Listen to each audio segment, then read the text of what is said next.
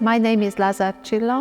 I'm the founder and one of the volunteers of the Márton Áron Museum, which is a small community museum opened or working in a village in Transilvania, Szent-Dominik in Romania, and Csíkszentdomokos in Hungarian. And it's a museum dedicated to the memory of Bishop Márton Áron, who was one of the outstanding public figures of Transylvania's 20th century history. Márton Áron was a Catholic bishop of Transylvania. He was born at the very end of the 19th century, and he became a bishop in 1939. He lived through the 20th century, and he was a bishop, so a very important public figure of Transylvania for almost half a century. Actually, we could not really talk, or people were not really supported to talk about Márton Áron until 1990, so the fall of communism, as he was considered one of the biggest enemies of the communist regime in Romania. But after 1990, people started to speak openly about him, started to pick him as one of their examples, and there were several statues in public squares for him, and also there were a couple of institutions named after him, like schools, the school in this village. When we make an overview of his life, we actually make an overview of the history of the 20th century Transylvania. So we thought we could make this double mission, like try to bring his teaching about tolerance, about love to the people, about peace, and we could also teach people a bit about history.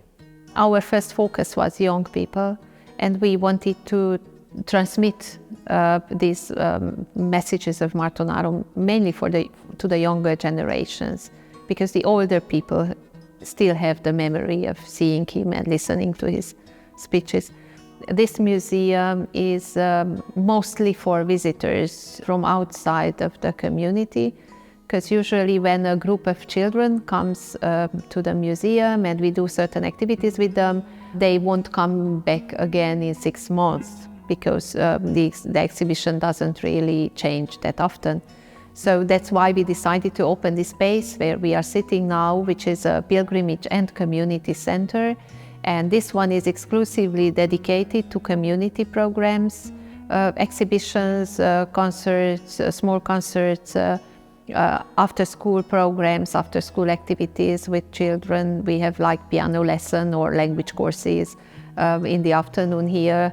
We made a survey last autumn involving lots of members of the community, so a few hundred people responded to our survey, and they had really good ideas what we shall do here, how can we involve local people in the activities going on here.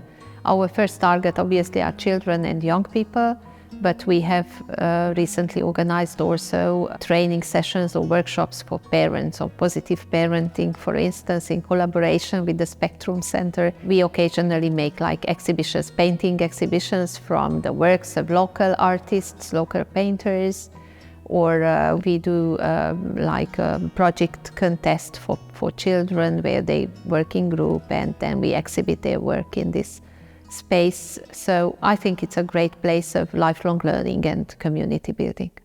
Actually, the organization who opened the museum and this community center is 100% volunteer organization. So we don't have a paid staff at all. Everyone who contributes to the everyday running of the program is a volunteer.